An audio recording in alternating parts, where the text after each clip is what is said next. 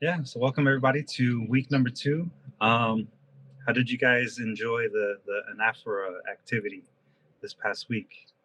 I saw several of you actually already turned in your work, and I got a chance to review it. So thank you to those of you that turned something in on Google Classroom. Did anybody want to share what they wrote this week? Just a quick one. I'll go last because mine are a little long. Yeah, little. I wait.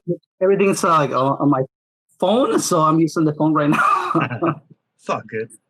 But it's on Instagram, guys. Like I posted there. So yeah, make sure you follow Abraham on Instagram.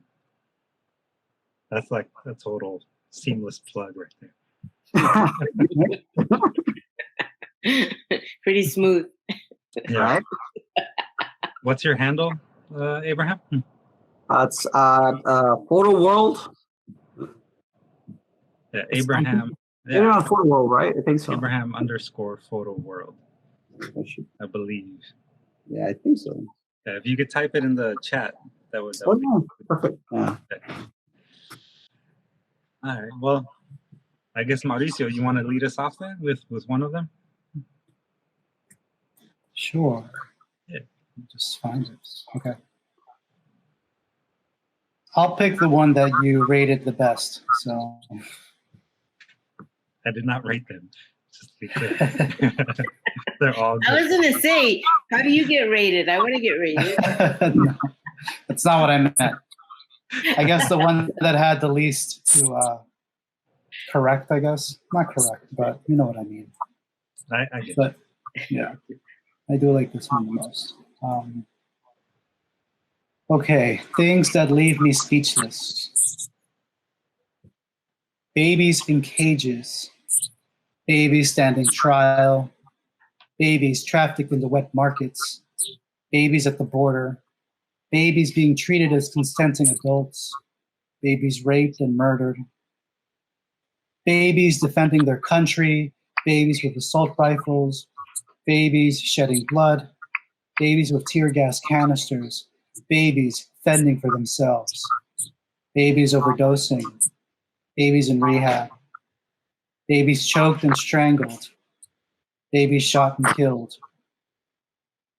Regardless of their race, regardless of their gender, regardless of their acts, regardless of their crimes, regardless of their sins, regardless of their faults, everyone is someone else's baby.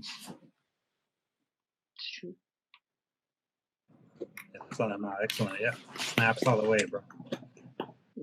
Thank you. I also like how you incorporated my feedback.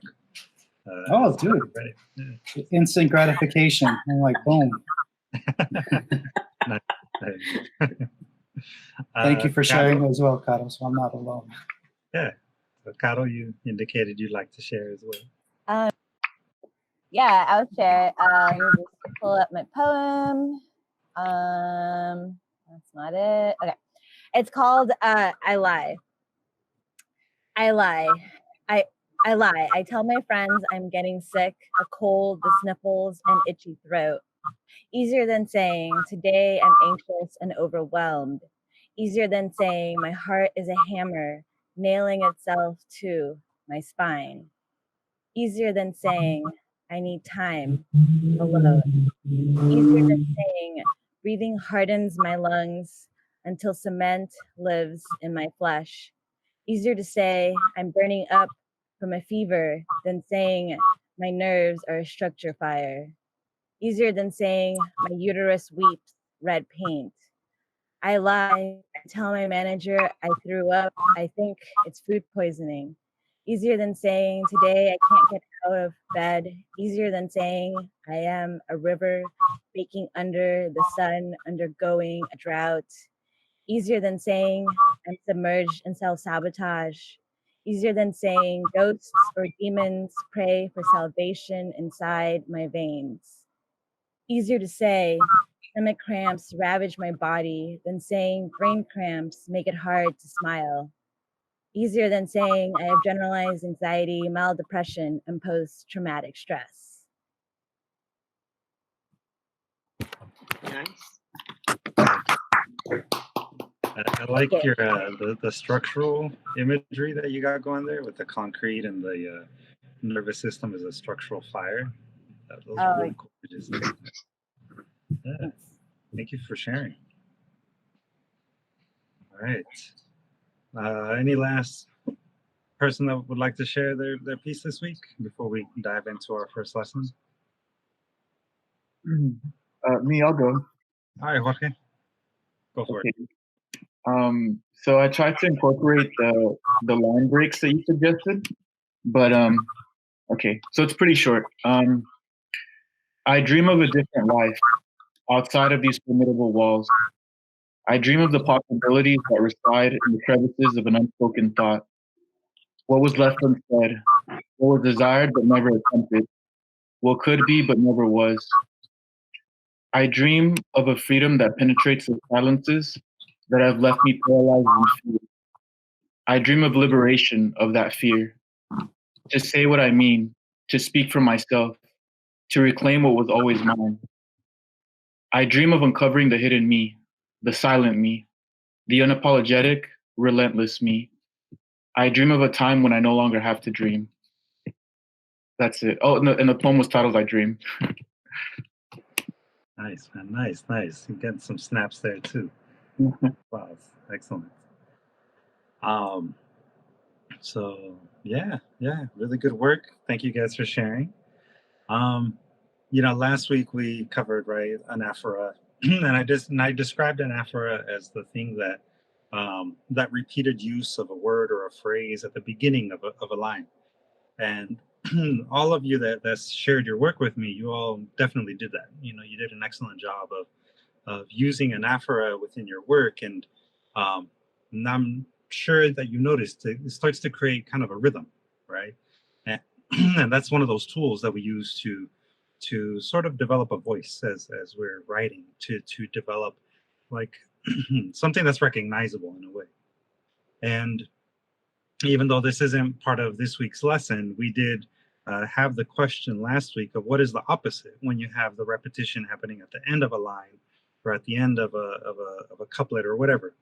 And I drew the blank at the moment, but I did research it later, and I believe it was both Caro and Mauricio who both looked it up while we had the lesson going on, and you both had said it was epiphora or epistrophe, and you were correct. So it is epiphora or epistrophe. It's the same thing. It just has two different names, and it's the actual use or repetition of a phrase or word at the end of a line within a stanza or an entire poem. So, so thank you guys for doing that little bit of research for me during the class, and then of course I'm very happy to give you that, as Abraham indicated, extra credit. So yeah, Mauricio, there's no such thing as a teacher's pet. Not you. You're all my favorite. So yeah, so I just wanted to make sure that I shared that little bit of information with you guys, and again to thank you for looking it up during the lesson and sharing it with us back then. So so props to you guys. Now, to start us off this week, I was thinking a little bit about what is voice, right, and how can we really begin to get into what voice can look like even further. So I started thinking a lot about different quotes and what is the importance of our voice, and I found this quote that I hope you can see on the screen right now. It comes from this Russian Jewish writer and educator. Her name is Nadezhda Mandelstam. She was born the 30th of October in 1899, and she passed away on the 29th of December in the year 1980. And she wrote in her book, Hope Against Hope, I decided it is better to scream. Silence is the real crime against humanity. Y para los que nos estén escuchando en español o viendo este video en español, aquí la cita de esta semana viene de Esperanza en contra la esperanza, que fue escrito por Nadezhda Mandelstam, quien fue autora y profesora ruso-judía. Ella escribió, decidí, es mejor gritar. El silencio es el verdadero crimen contra la humanidad. So, what do you guys think? What do y'all get from that quote? Any takers? What's the first thing that comes to mind when you hear that quote? Can you repeat it really fast? Because I missed that one. Sure. Thank you, Mike. It's, I decided it is better to scream. Silence is the real crime against humanity. Decidí es mejor gritar. El silencio es el verdadero crimen contra la humanidad. Well, sure. I've been hearing a lot like the quote saying, even not being political, it's being political, meaning not taking action is still an action. So you're basically not doing nothing. It's also something you plan. You cannot say, I clean my hands, right? So that's what I got from it. Like refusing to say anything, refusing to act is an act itself. Yes. Yeah, I like that. I think also how we discussed last week about bell hooks and how she like talks back and like kind of that refusing to allow others to speak on your behalf, but speaking for yourself. And that is kind of like a sense of empowerment, a sense of liberation to not be stuck in that silence anymore. Yeah. Anyone else? This reminds me of a quote. I forget who said it, but it goes, "Evil prospers when good men do nothing." And I feel like in this case, even just that strain is enough to have some sort of justice. Yeah. I think that, you know, all of you, I think, are sort of hitting on the same sort of idea that, you know, silence is another way of phrasing it is like silence is being complicit, right? If you don't exercise your voice, if you don't take action in something that you see as a crime or against humanity, then you're complicit in that crime, which I think is also, I believe, a Martin Luther King Jr. Quote as well. That sentiment is there as well. Miss Luce, you're on mute. Sorry. Yeah.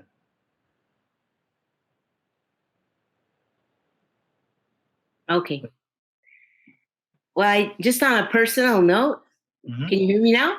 Yes, we can hear you. Just that with my silent retreats, I guess silence for me is actually a good place to discover your voice. I mean, as a practice, I found that when you're able to silence the noise or the chatter, then the true voice or the true emotion will arise, even though you've been trying to drown it out.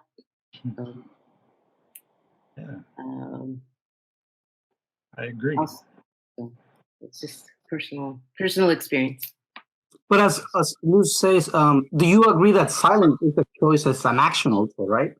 Because are you saying you're meditating, you're thinking, still an action, right?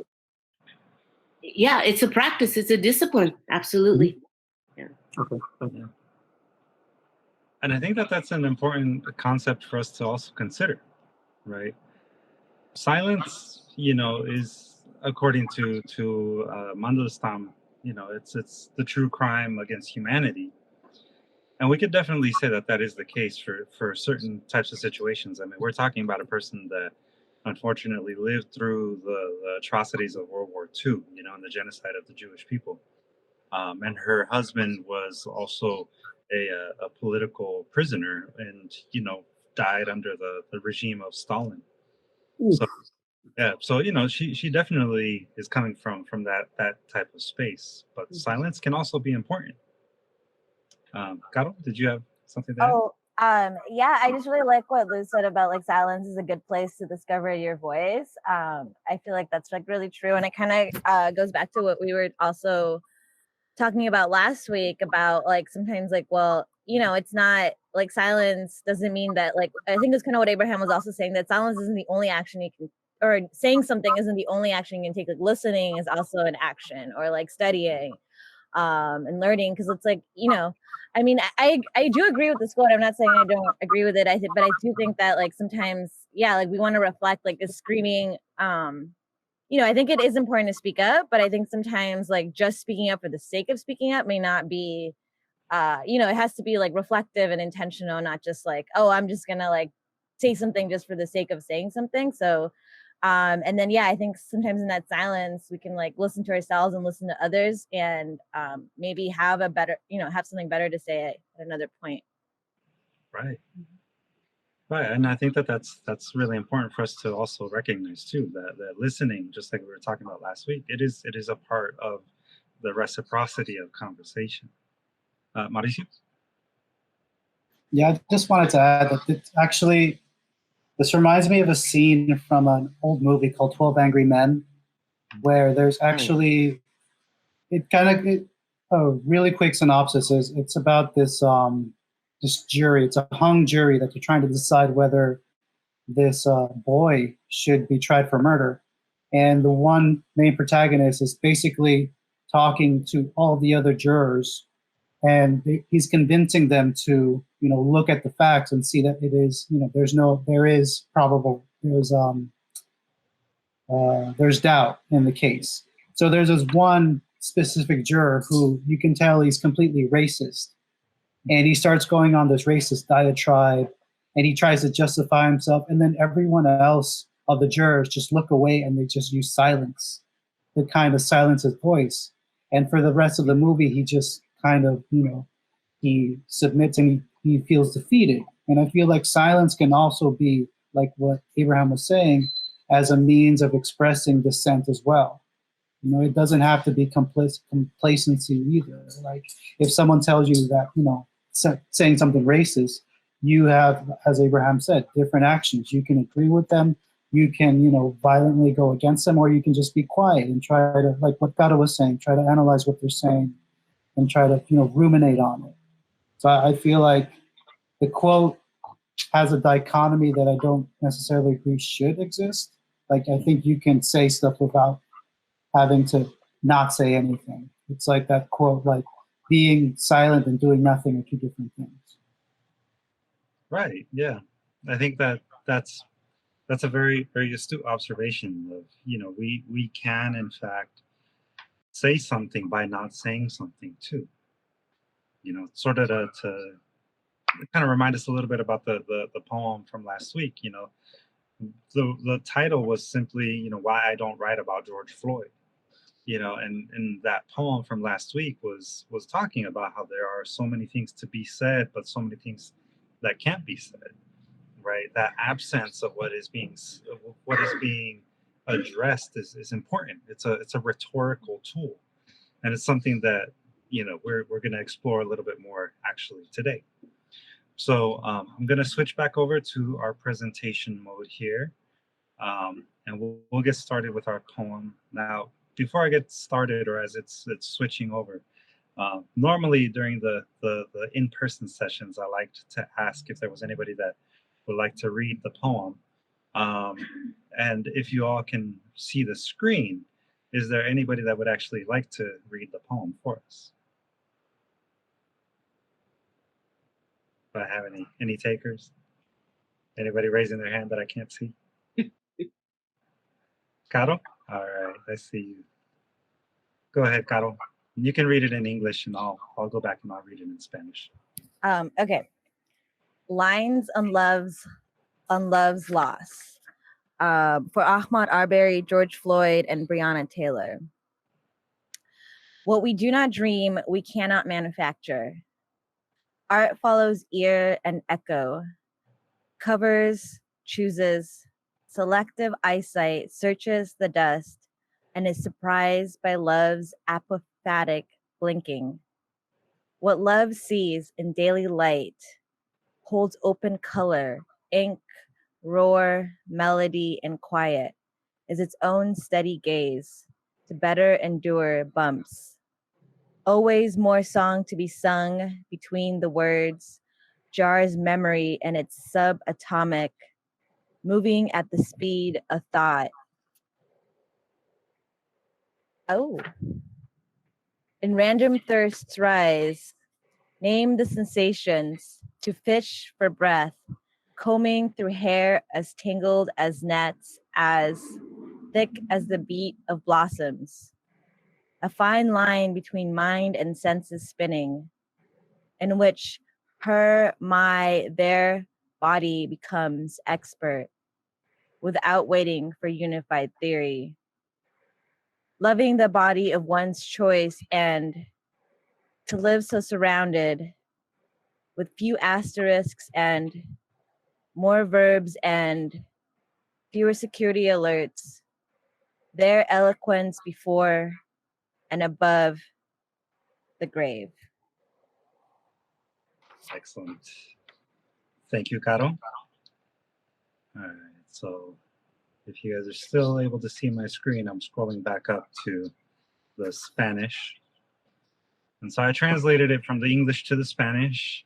And as Caro said at the beginning, this is a poem that is dedicated to Ahmaud Arbery, Breonna Taylor, and George Floyd, if I remember correctly.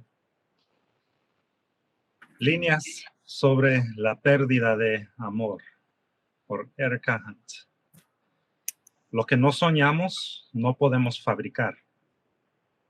El arte sigue oído y eco, cubre, escoge. La vista selectiva busca el polvo y es sorprendida por el relucir apofático de amor. Lo que el amor ve en luz diaria, mantiene abierto color, tinta, rugido, melodía y silencio. Es su propia mirada fija, para mejor aguantar sacudidas. Siempre más canción por cantar entre las palabras, enfrascar memoria y su subatómico, moviendo a la velocidad de pensamiento. En sed inesperada sube, anombra las sensaciones, al pescar por aliento, peinando el pelo enmarañado como redes, como grueso como el latido de las flores, una línea fina entre mente y los sentidos, girando, en cual el cuerpo de ella, mío, de ellos, se vuelve experto en, sin esperar una teoría unida, amando el cuerpo elegido por uno y vivir tan rodeado, con menos asteriscos y más verbos y menos alertas de seguridad. Ahí, elocuencia antes de y sobre la tumba. So there you also have a definition for apophatic, if in case you were wondering. It is of or relating to apophasis, involving the practice of describing something by stating characteristics it does not have. Y en español, apofático significa como o relacionado al apophasis, formando la práctica del describir algo a través de la descripción de lo que le falta o lo que no tiene.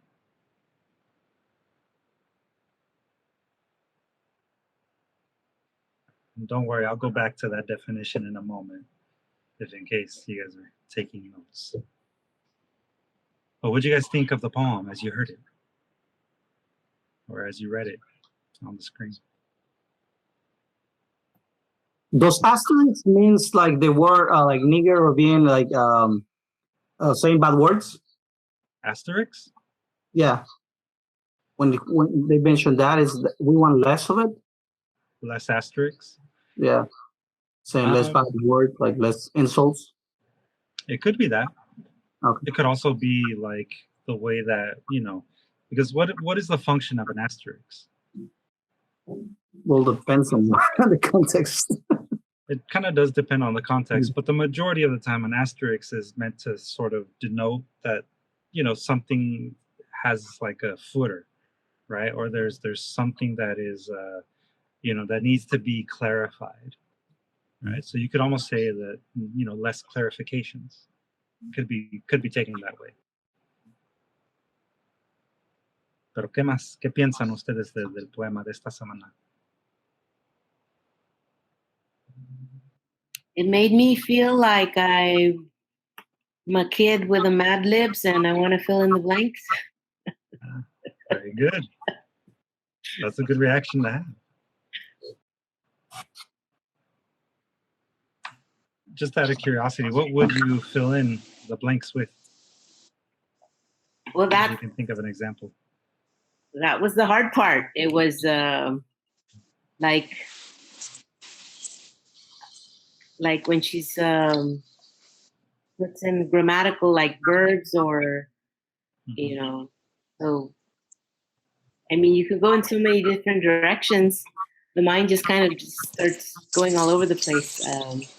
I can't see the poem right now, so I can't give you an example. Well, I'll switch over in a moment. Carlos, I saw you unmuted yourself. Do you have a... Oh yeah. To me, kind of feel like those, like the underscores, they kind of give some time for like breathing. I guess longer than what you would do with like a comma. Right. So as you were like reading it, then it's like a pause, and then you read another line, and it's like a pause. So kind of, I guess giving some space, some white space right there. Yeah. I guess to like reflect on this. That's what it came to mind. Yeah, no, and that's actually a very, very good observation. I mean, you being a graphic designer, I think you know, right? What is the function of white space in at least visuals? What does the white space do for? Yeah, the white space kind of like lets you breathe. It kind of like lets you breathe, and I feel like the white space, it kind of helps you just kind of like focus on one thing. Yeah, totally. Which I feel like, I guess it kind of does with this. Like, it's probably, if you were to put all the poem, like, I guess all together in one, it will be probably like really short, but it was extended because of the underscores that give that space. Yeah, totally. I think it made me kind of think of that cliche, like reading it between the lines, or like, you want to like read in between the lines. So that's kind of like what the space for me brought up, is like, oh, there's like all these unsaid things. And when I first read this poem, I didn't know what apophatic meant. And so now I'm like, oh, it makes more sense, because that's like what the poem is doing I think you have it defined, the apophasis, right? Like, so it's like it's not saying certain things. That's why it sounds kind of disjointed, right? Like you're trying to like, because it sounded disjointed, at least to me. Like I was trying to read it and I was trying to get the meaning, but I kept thinking there's something missing here. And I guess that's like the whole thing. There's something missing in the whole poem. And like in the very beginning, it's just like it just has those like the extra lines in between. But then in the second part of the poem, there's like the actual like it's not even like a blank space. It's like a line. And it makes me kind of think of what like Lou said about like Mad Libs, but it's also like, like what, it'd be interesting to kind of like sit down and think about like what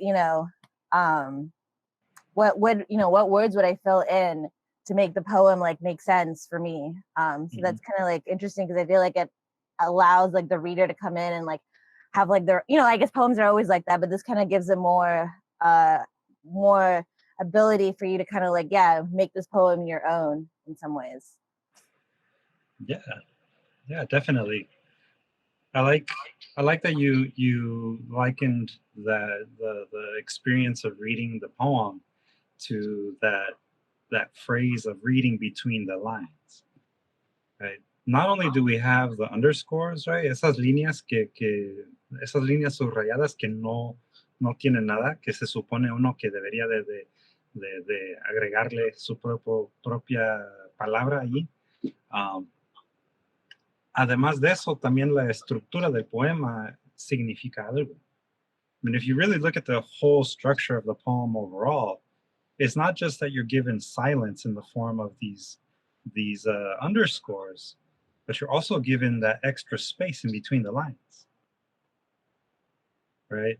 Hopefully you can see my screen and see there's this really big gap in between the lines, and then there's between the stanzas these even larger gaps. If you were to interpret that as silence or as a moment to breathe or pause, like Carlos had kind of pointed out, you know, it allows you to sit with each line a little bit longer. And it allows you to sit in silence. And Ms. Luz, if you don't mind repeating yourself, you know, but what is the value of sitting in silence? What do you gain from sitting in silence? Insight, I guess the time for something to arise on its own instead of it being forced. I guess it's a more subtle mind frame or mindset where I feel like the subconscious mind has an ability to express itself. Mm-hmm. So just a more depth of thought, or sometimes richer or more to the point, direct. Yeah, is my experience. Yeah, I think that there's definitely something there about, you know, the ability of us to really sit with ideas and hopefully get more to the core of what we're really trying to say, or saying it without saying it, right? Because a lot of times poetry does that. A lot of times poetry can say things without directly saying it. And just like with anaphora, you know, that repetition of a phrase or that repetition of something at the beginning to front load people's expectations. Here, you know, it's almost like you're taking something away so that people don't know what to expect, and therefore now have to create the expectation for themselves. You know, the word apophasis or apophatic, you know, I did, like I said, give you guys the definition there. So I'm gonna switch back over to sharing my screen for you to see the definition. And it's an interesting word for sure. And it actually, when I was looking up the definition, had me thinking of a few different cases in which I've seen this used as a argumentative strategy. I'll kind of explain what I mean in a moment. Pero aquí tienen la definición de apofático. Es como o relacionado a la apófasis, formando la práctica de describir algo a través de la descripción de lo que le falta o lo que no tiene. Apophatic, of or relating to apophasis, involving the practice of describing something by stating characteristics it does not have. You might be thinking, well, what is apophasis? If you can see the screen here, apophasis is the raising of an issue by claiming not to mention it. Or the second one, the practice of describing something, such as God, by stating which characteristics it does not have, especially because human thought or language is believed to be insufficient to describe it fully or accurately. El apophasis es el mencionar un tema usando el pretexto del no querer mencionarlo. O también significa la práctica de describir algo tal como Dios, relatando principalmente las características que no tiene, especialmente porque la mente humana o el lenguaje se cree ser incapaz de describirlo por completo o con exactitud.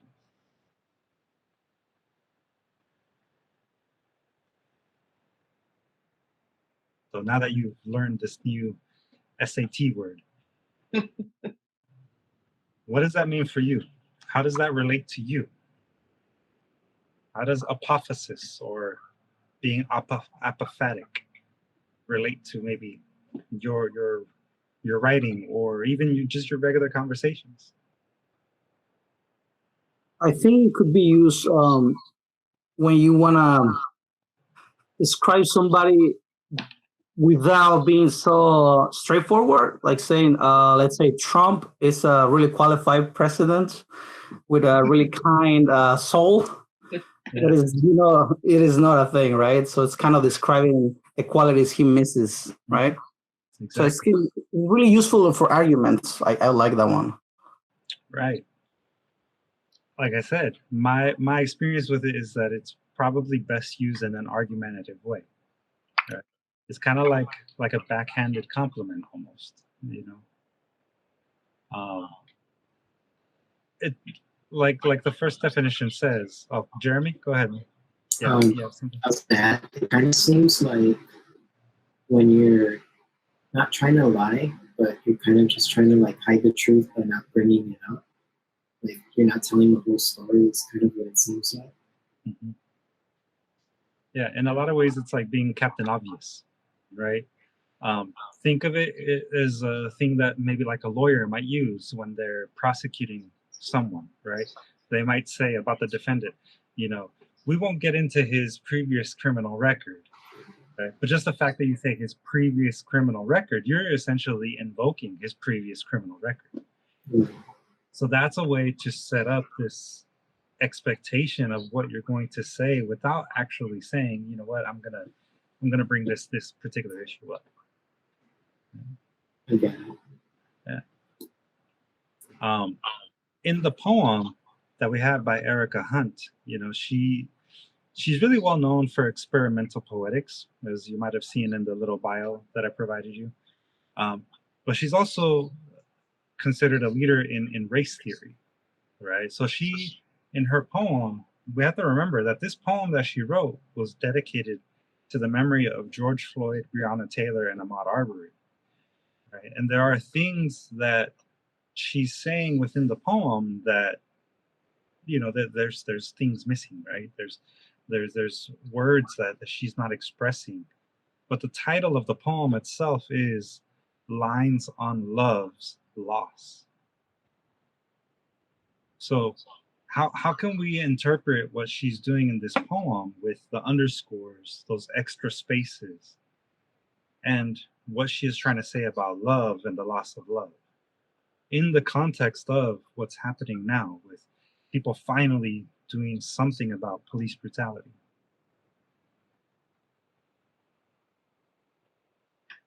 Is there anyone that wants to take a stab at that? That's kind of a big question.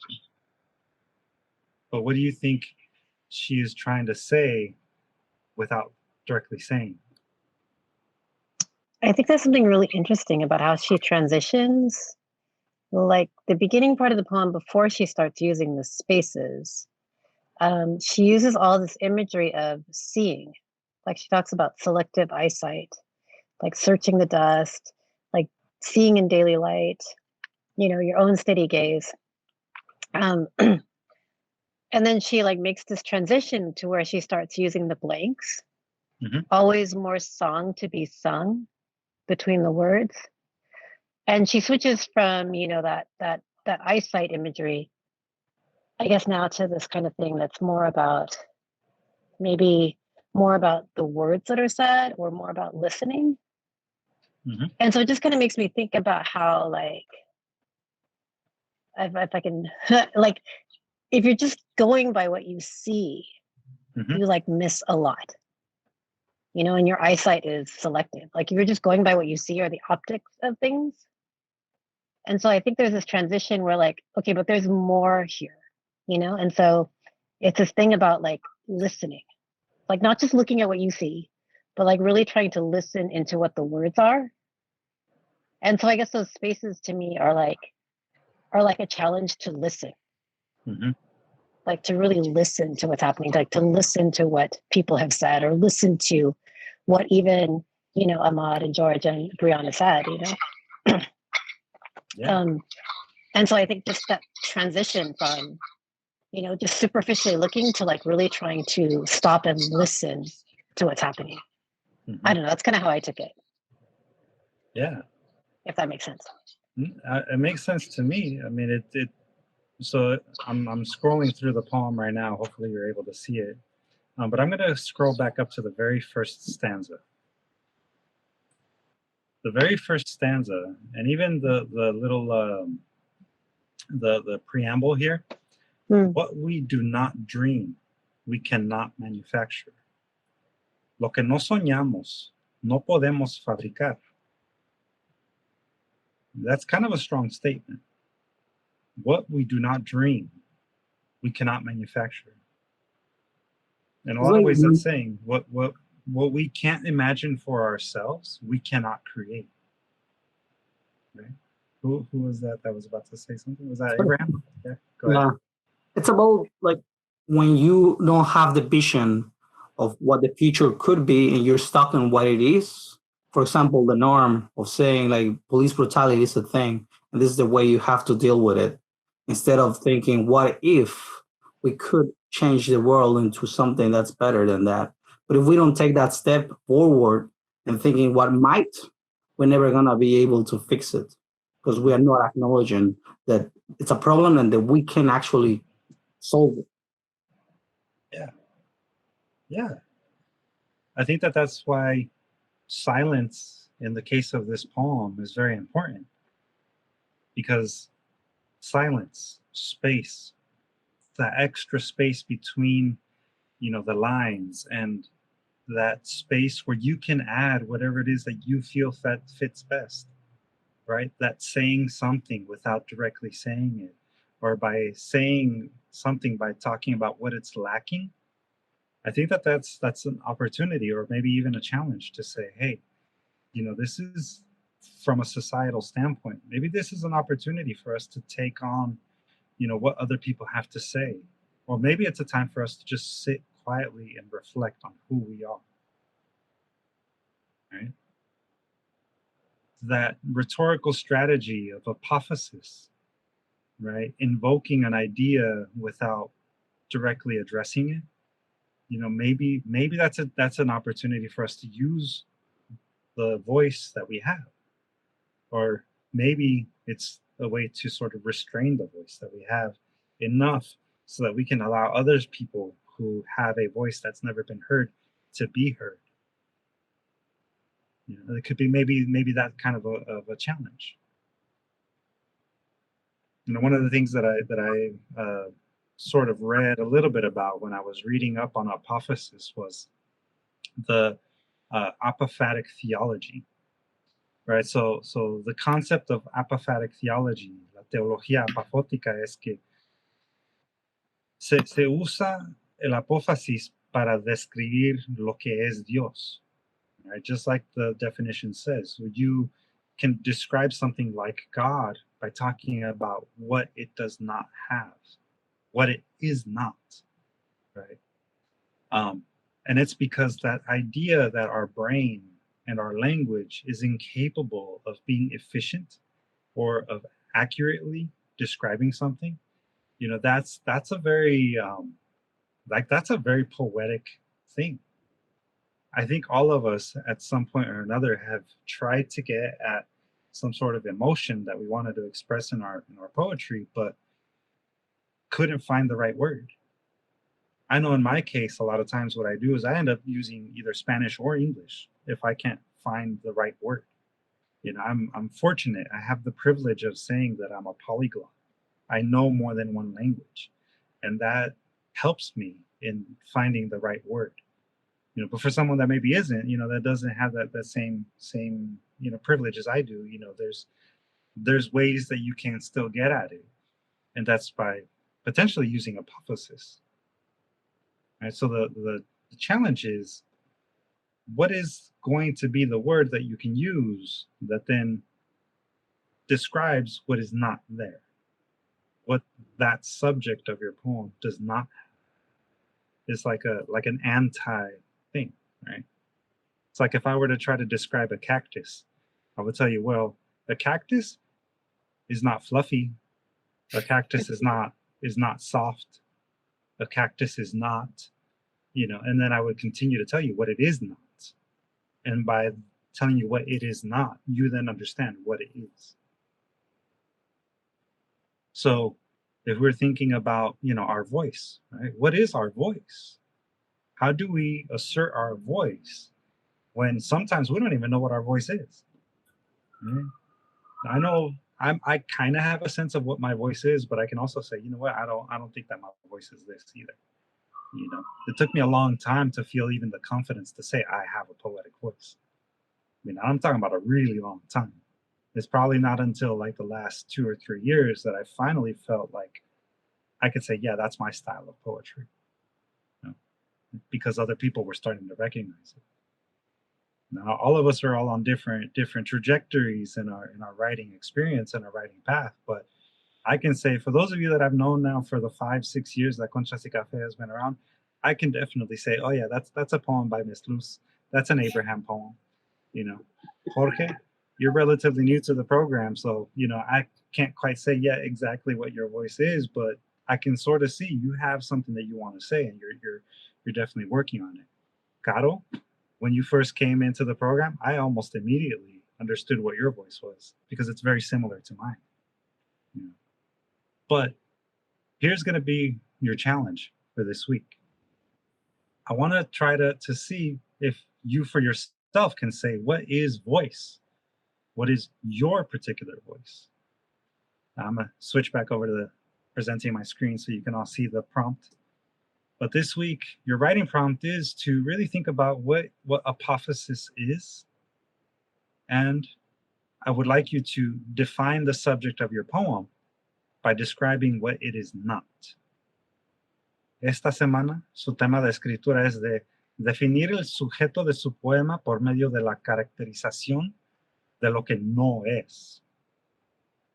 Quizás sus poemas suenen algo negativo o quizá no tan positivo, pero al último yo quiero saber lo que es lo que ustedes escogen como su sujeto, sabiendo qué es lo que le falta o lo que no es. That's going to be your challenge this week. And if you decide that you want to write about your voice, your poetic voice, you know, then describe for me what your voice is not. Describe for me, you know, the anti-voice. Of course, you can do any subject that you want, but, you know, the challenge is to try to practice apophasis and see where it takes you. If it takes you to, you know, some place where you're talking about, you know, social injustices or anything that you feel is important to you right now, you know, then let it take you there, but tell me what it is also not.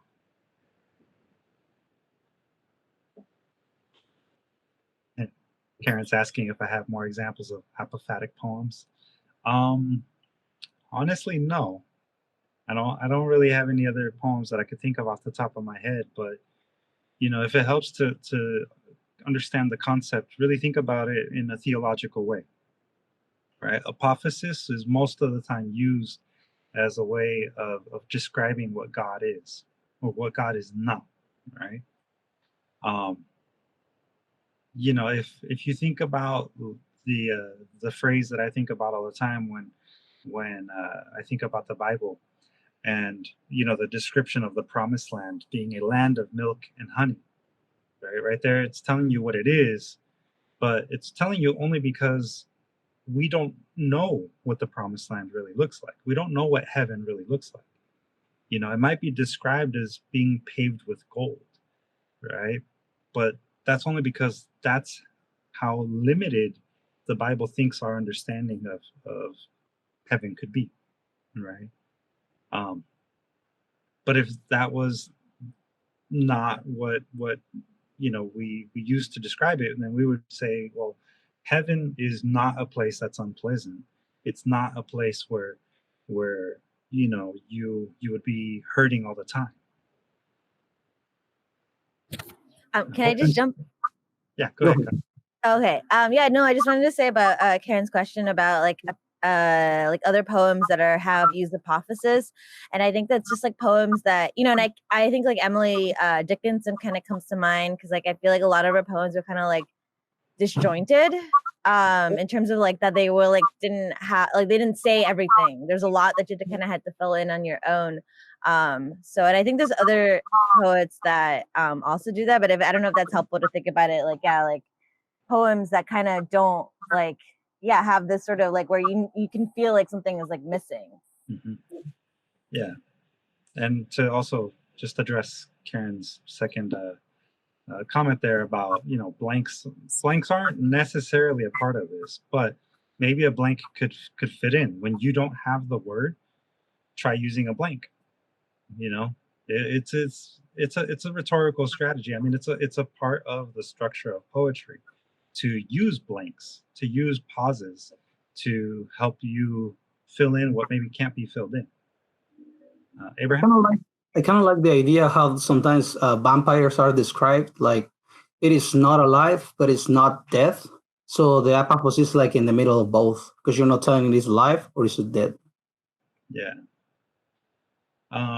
Miss Michelle, E.E. Cummings, I guess, could be considered an apophatic poet as well. I mean, E.E. Cummings in a lot of his experimental poetry using typography especially, did try to use the space on the page as a way to invoke something that he wasn't able to invoke using words.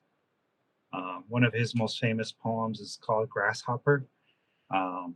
And I suggest you look it up for anybody that's interested. It's called Grasshopper. And you'll see that he uses the word grasshopper over and over again, but he tries to create the grasshopper with the spaces in between. So it's kind of like the visual apophasis, you know? Or think of it like white space or a blank space. Yeah, I don't know if any of you have ever noticed, but in the logo for FedEx, right? FedEx's logo is so famous because if you look at the E and the X at the very end of the word FedEx, there's a little white space there that forms an arrow. And every time you look at it, subconsciously, you're going to see an arrow, even though the arrow actually is not there. It's just created visually by the way that the letter forms are combined. So that might be another way of thinking of apophases. It's something that's there without actually being there.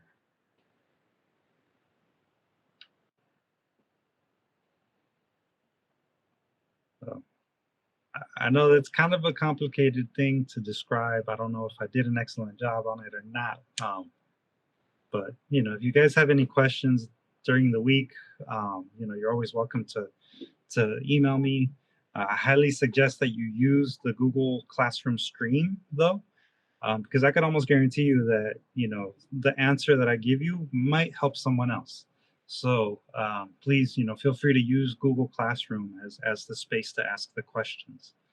You know, and I'm more than happy to clarify if I need to clarify. Also, this video will be up on YouTube in the next day or so. And the handout is on the Google Classroom now, so you can download it now if you want to read the poem again. But I'll repost the handout again when I post the video as well. So, does anybody have any last questions or any other insights that you'd like to share?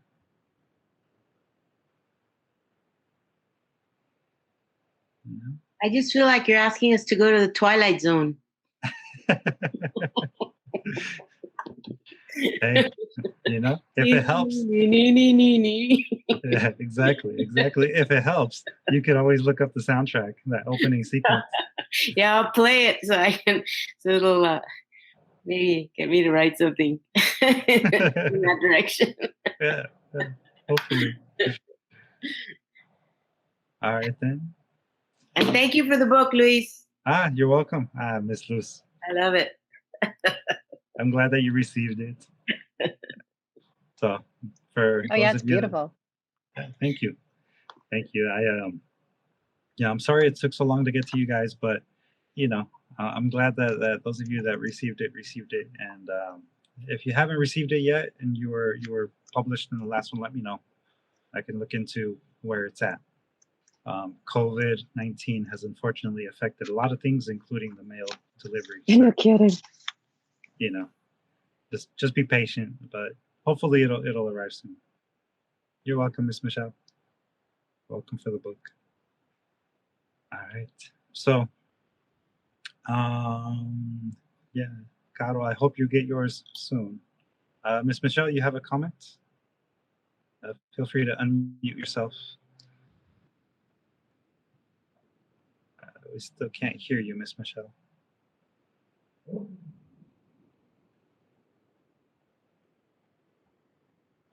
Okay. There.